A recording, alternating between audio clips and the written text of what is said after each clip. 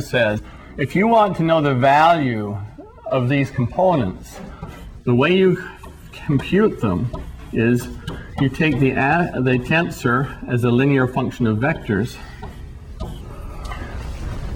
The first index alpha is up, and so I'll stick an E alpha with its index up into the first slot. The second index beta is up, so I'll stick an E beta with its index up. Third one, E gamma, is up, so I'll stick an E gamma index up. And that's a real number, and that turns out as a theorem to be the value of the components you need in order to make this be true.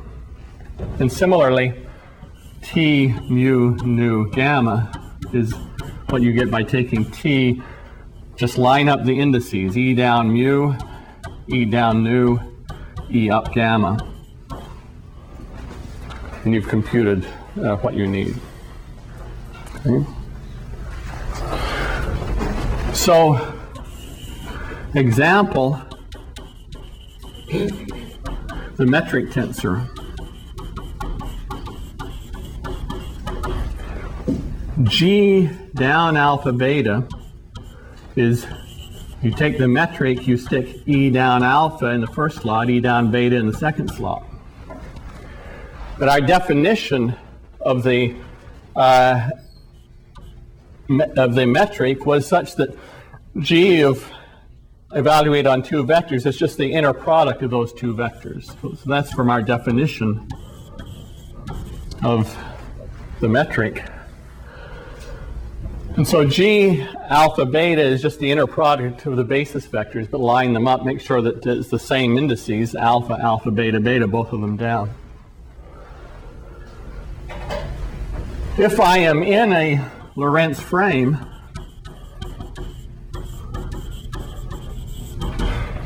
then E0 points in the time direction and has unit length, and the spatial indices point in space directions and have unit length. And so the values that you get out are something that G00 is -1, JK is the Kronecker delta, and G0J is 0. And that's the familiar metric that you use in special relativity. It's usually in special relativity, unless you use ICT. Okay. If you use ICT, then you have the Euclidean metric, which is why people use ICT.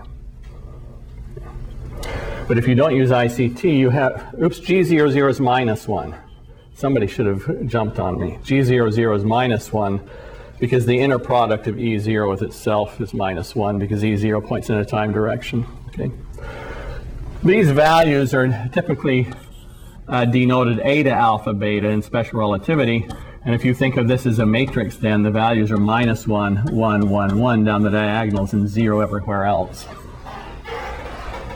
But those values follow from our definition of the metric, which relied on the concept of the interval, that is the squared length of infinitesimal vectors, going through this analysis and evaluating the metric on these basis vectors.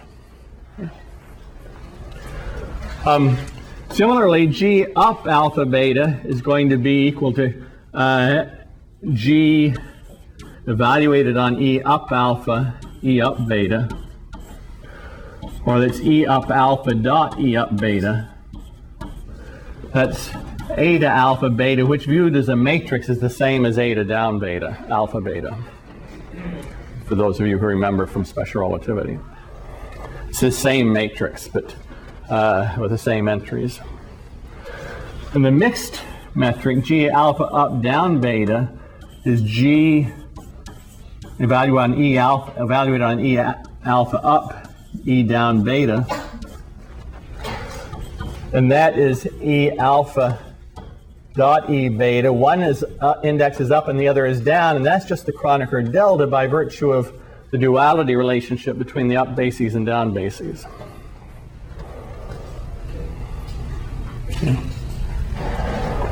Okay, so that's the metric tensor.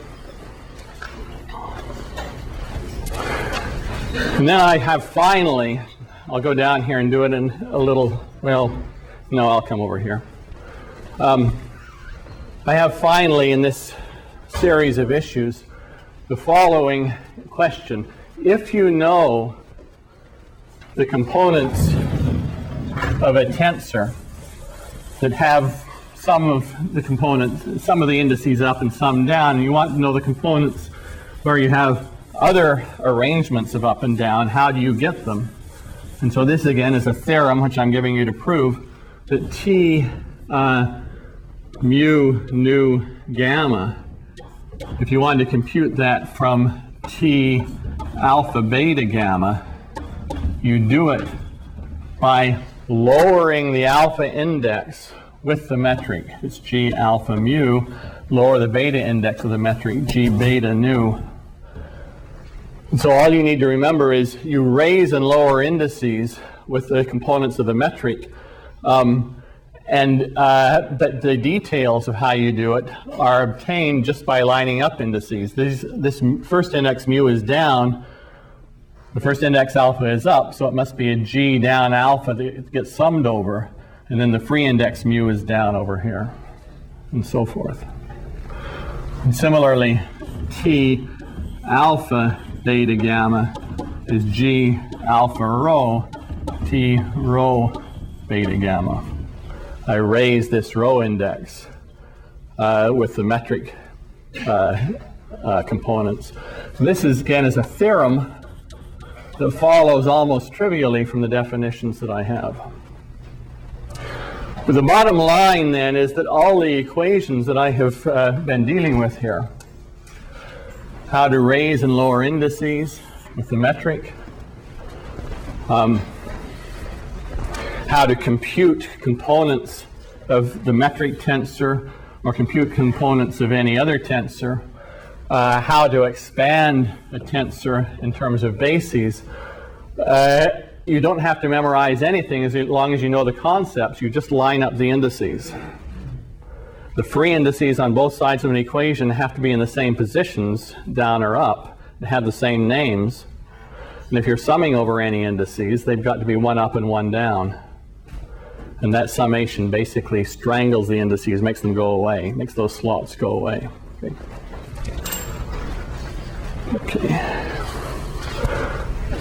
Okay, I need another concept. That's the concept of contraction.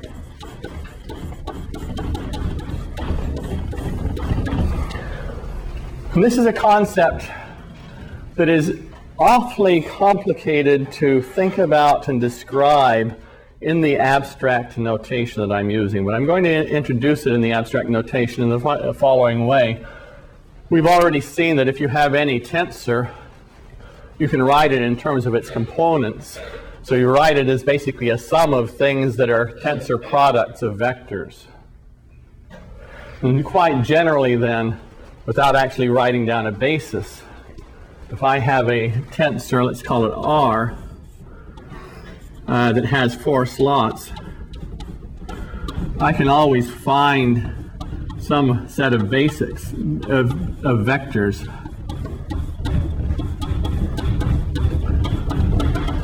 such that I can write this as a sum over terms, each term of which is a tensor product of vectors. And so I'm going to define the concept of contraction only on something like this, and then linearity of all the mathematics that I'm doing tells you how you do it on something else. You just add things together. Everything that we're doing is linear algebra. Okay. So the contraction on the first and third slots of A, tensor product B, tensor product C, tensor product D. This is a guy that's a 4th rank tensor. It has 4 slots. This is defined to be the thing you get by taking the first guy A and the third guy C. The first guy A is associated with this first slot. C is associated with the third slot by the definition of tensor products. I take the first guy and the third guy and I take their inner products with each other to get a real number. And then I have the rest of this train, B tensor product D, which now has just 2 slots left. And what I have managed to do by a contraction on the first and third slots is I have managed to get rid of two of the slots, the first and third slots, and I have wound up with then a second-rank tensor in this manner. I like to think of myself as having strangled these two slots on each other. I guess that's a male kind of a phrase, isn't it? There's always violence in the language that males use. I apologize to the women in the class. I strangle the first and third slots on each other and wind up with just two slots afterwards. Now, any equation that I write down in this abstract notation can be equally well written down in terms of components. In some basis, what does it say in terms of components? So it's rather easy to go through the issue of defining the components in the manner that I have and see from that in fact, in terms of components, what this contraction is, the value of the contraction is, well, it's clear right here. It's A alpha, let me call it A mu C mu, that's an inner product of the two with each other, times B beta D delta. So an inner product of A with C, I claim is A mu C mu. Let me just derive that a little bit. A dot C is equal to A alpha, let me call it A mu C nu, E mu dot E nu. This inner product is just G mu nu. So the inner product is A mu C nu, G mu nu. But this G mu nu can be regarded as lowering this nu index, giving me A mu C mu. So this inner product there is A mu C mu, and these guys, the components of this tensor product is similarly, you can easily see just B beta D delta. And so this is what the contraction of that tensor looks like. And then by analogy, if you have this great big tensor in the language of components on a basis, if you have this big tensor that's made by summing up a whole bunch of terms like this, it will still be true that the contraction on the 1 and 3 indices of this tensor R is going to have as its components R first index mu, then I have beta, third index mu, and then I have delta. That is, I have just taken the third guy, which was C, and I have lowered his the third index, which was C, which was the index that was on the C. I lower the third index, and then I contract on the first and third indices as I sum over the first and third indices. So that is the component of the contraction, and you notice this is very easy to write down. But writing down what the contraction means in terms of the abstract notation is a headache. Okay? But this expression here is an expression for components in some basis. And I now want you to change your viewpoint on this expression. And I want you to be able to view this expression in two different ways. The first way is the manner in which I have introduced components. This R, let me back up and say something like R alpha beta gamma delta. These are the components on a basis of the tensor R.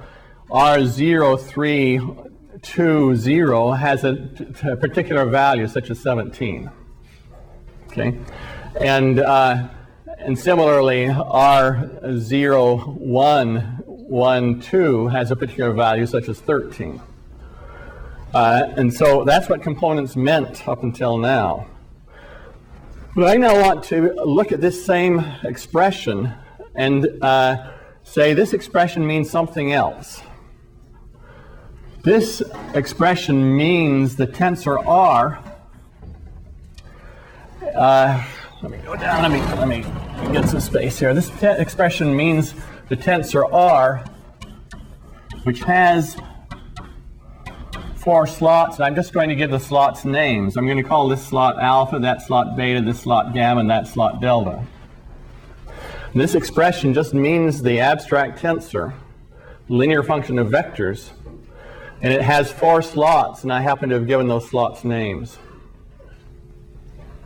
And it's just an alternative notation for that. And similarly, this expression involving the contraction on the first and third slots is just an alternative notation for this contraction on slots 1 and 3 of this tensor.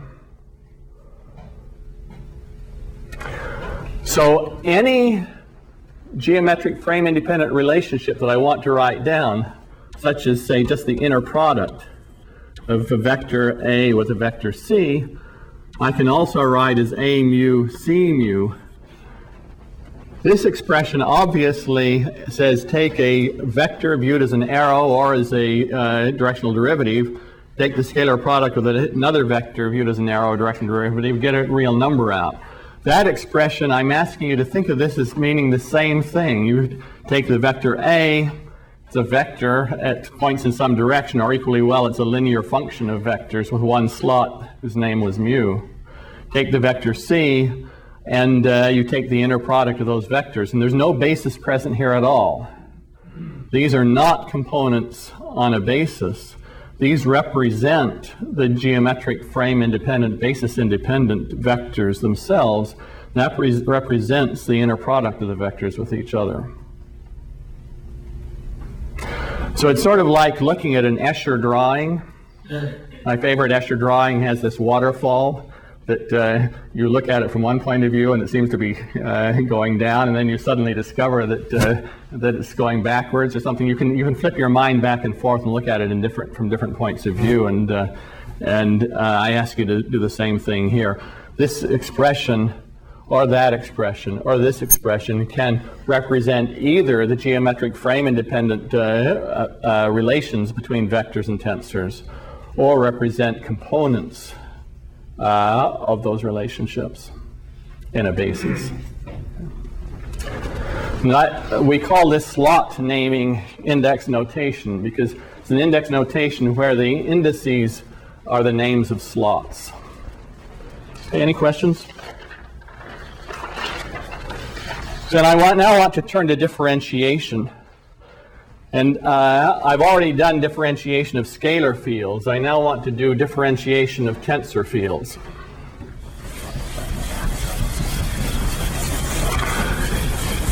And as a tool in doing this, I want to go back on the surface of the Earth again, as I was doing before, and look at a little local Cartesian coordinate system on the surface of the Earth. So, for simplicity, let me go down to the equator of the Earth.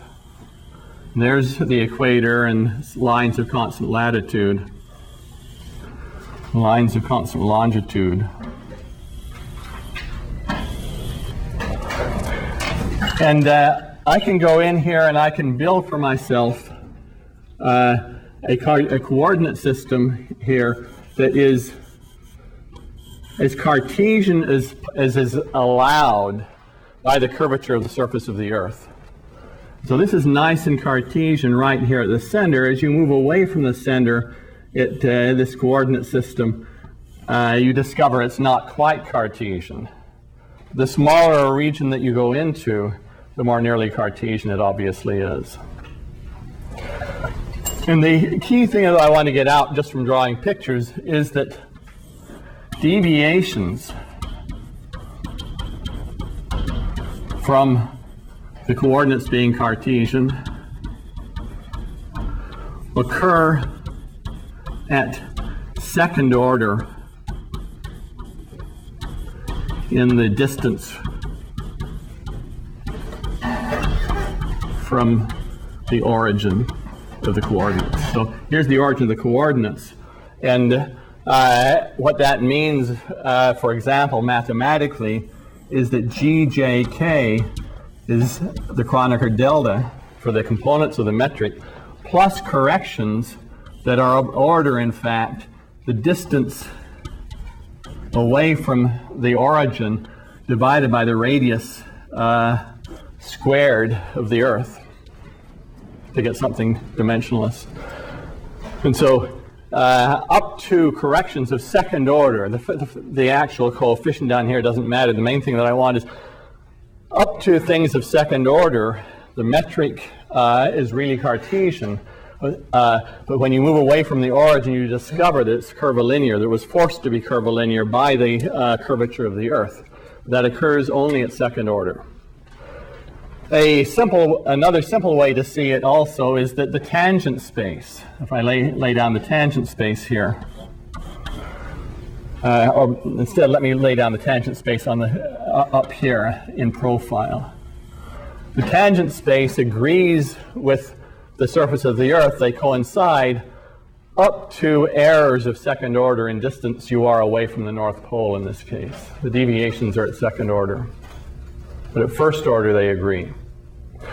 What that means then is that when you go in and you look at things like derivatives of vector and tensor fields, but if you only do one derivative, you don't see any influence of the curvature of the Earth. Or in the case of space-time, if you only do one derivative, you don't see any influence. It's only when you do two derivatives that you can begin to see influences. Okay.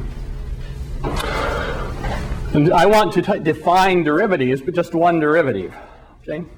And so let's suppose that I have then a tensor field, has two slots, for example, but it actually is a function of location in my manifold in space-time or on the surface of the Earth. And I want to differentiate it, and I want to differentiate it along a curve. So here's a curve. My curve is P of zeta. It has a tangent vector A, which is dp d zeta, or d by d zeta if I adopt the mathematician's point of view. And I want to introduce the concept of the derivative along A of t. So that's analogous to my derivative along A of some scalar field, but now I'm differentiating a tensor field. And I want to define that in the usual way of taking a limit as delta zeta goes to 0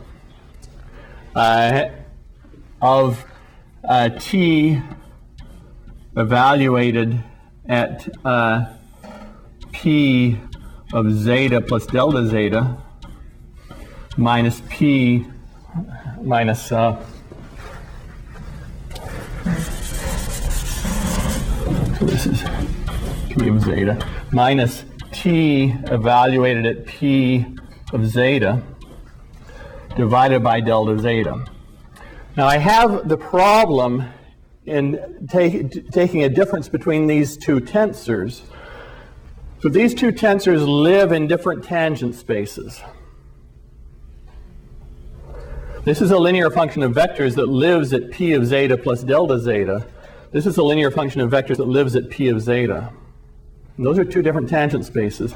Tangent spaces are nearly the same because delta zeta is very small, but nevertheless they are different tangent spaces. And so we have to have some way to carry this tensor, which might be a vector, and then you would just think of it as an arrow, to carry it from the tangent space where it lives to the tangent space at the point where the derivative is being taken in order to subtract the two from each other. They've got to live in the same tangent space in order for me to be able to do linear algebra on them.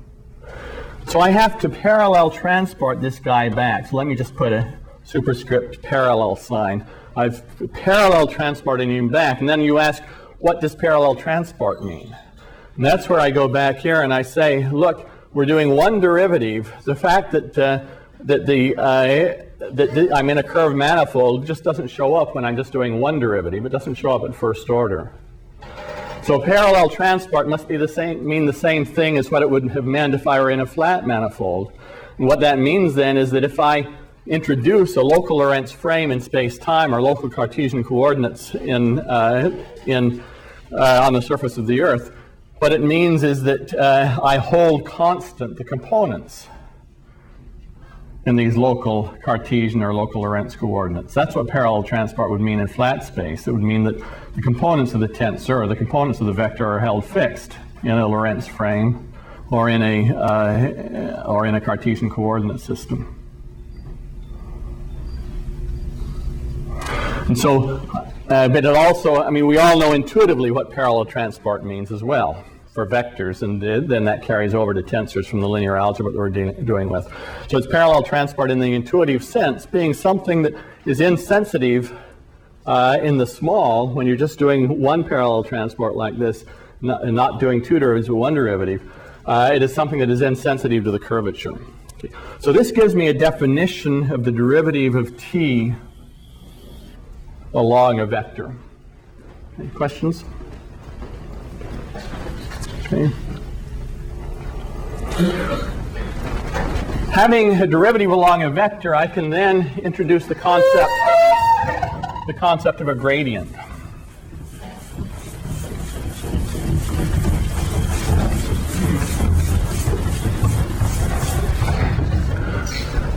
The derivative along a vector A of a tensor field is something that has two slots. The original tensor field had two slots, and this guy is just a difference between the tensor fields at adjacent points divided by the separation of the points. So it also has two slots. But it is obviously linear in the vector I have chosen with respect to do the differentiation. Well, I assert that it's linear in it. I think you can convince yourself that it's linear in it by how the derivative was defined. And so that means that there exists some tensor that I'll call the gradient of t, which has three slots. And you are asked to put the third A into the third slot, and then you have a guy that has just two slots left over. And that's what the derivative along A of t is. So this is a definition of the gradient of t. The gradient of t is a linear function of vectors that has one more slot than t has in it. It has the property that when you put A into the third slot, the last slot is always the differentiation slot. If you put A into the differentiation slot, you get out the derivative along A of t. So now we have a concept of gradient. Let me now talk about components of the gradient. So the gradient of t is a third-rank tensor.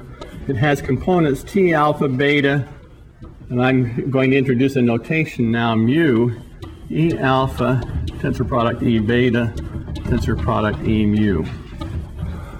It's conventional to stick the differentiation index down, but you could perfectly well put it up if you wish. You can raise and lower it like any other index. But anything that comes after the semicolon corresponds to a gradient. It's a gradient index. So this is simply a definition of that symbol, and that is a symbol we use for the components of the gradient.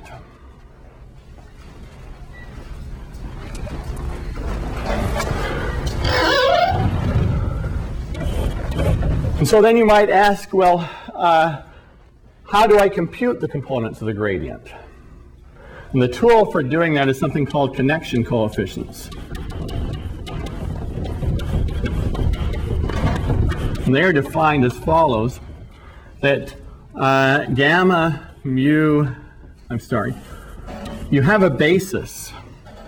These are components in some basis. You have a basis, and so you can ask about the derivative along E mu of E alpha. And that's going to be a vector. E alpha is a vector field. It's a basis, but it's a vector. It's, for example, E0 that varies with location in the manifold. And you're going to differentiate along, for example, E1.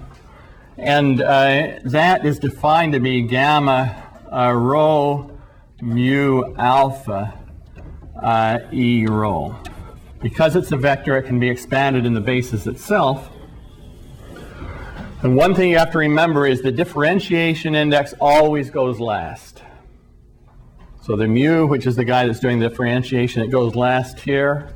It went last on the gradient. So that's one rule you have to remember. It's part of the index gymnastics. The formalism has been built so you remember a few things. You remember to line up the indices, and you remember differentiation indices go last.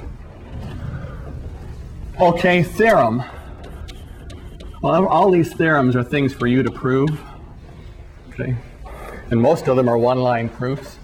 Theorem, the derivative along E mu of E up rho. This was the derivative of E down basis vector. This is minus the same gamma, and now line up indices. Mu is a differentiation index, it goes at the end. Rho is up, so it goes in the only location for an up slot on this gamma. And then there has to be, we're expanding in a basis, E sigma, and we've got to line up our indices. But there's a sign flip, and you will derive that sign flip, and then line up the indices. And then you will also prove another theorem. This is maybe a three-line calculation. Knowing that these connection coefficients tell you how the basis vectors change from location to location, then when you want to know about the components of the gradient, those components are going to have corrections for the fact that the components may change artificially because the basis vectors are changing when you go from one point to another. You have to correct, and so that could make, T might be truly constant, but if the basis vectors are changing from point to point, the components will change, and you've got to correct for the fact that the components change due to the basis vectors changing. Okay. So this gradient of T turns out to be, first, do an ordinary derivative. Now what does this ordinary derivative mean, this comma? It means differentiate along E gamma T alpha beta as though it were a scalar field. This is just some T03 is some function of location in space-time. Treat it as though it were a scalar field, differentiate along E gamma to get T alpha beta comma gamma. In a coordinate basis, this will just be partial with respect to x gamma of T alpha beta. But if you're not in a coordinate basis, that's not what it will be. I'm sorry, gamma. Then you have to have corrections. I'm going to put one of these indices down in order to explain the corrections more clearly. Okay. You need a correction for each slot to correct for the fact that the basis vector that went into that slot might be changing from point to point, producing artificial changes in the components. And the corrections are, correct this slot, so you throw on a gamma with this index that is the name of that slot coming over onto the gamma, differentiation index on the end of the gamma, and now you have a dummy index, mu, and T mu beta. You have replaced the index that is being corrected by a dummy index and summed, strangled, and the index that's being corrected has come over onto the gamma, and nothing was being done with this index, so it just goes along, with this index beta, so it just stays where it was. Then you've got to correct for the changing of the beta index, and that gives you a minus sign, a gamma. The differentiation index goes last. The beta index goes the only other place it can if it's down. There must be a summation index, mu, then a T alpha mu. This was the guy that was getting corrected, and so it's moved over on, it's strangled up against a gamma. The beta went along for a free,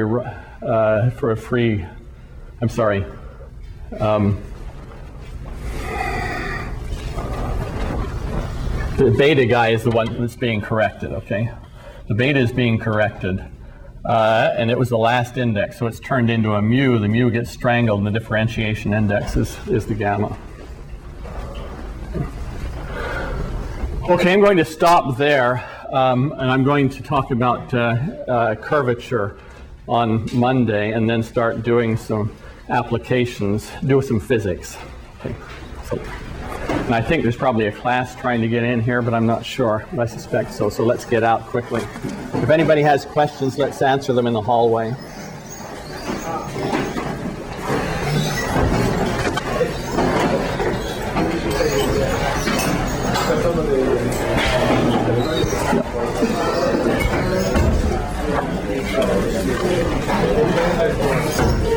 Homeworks.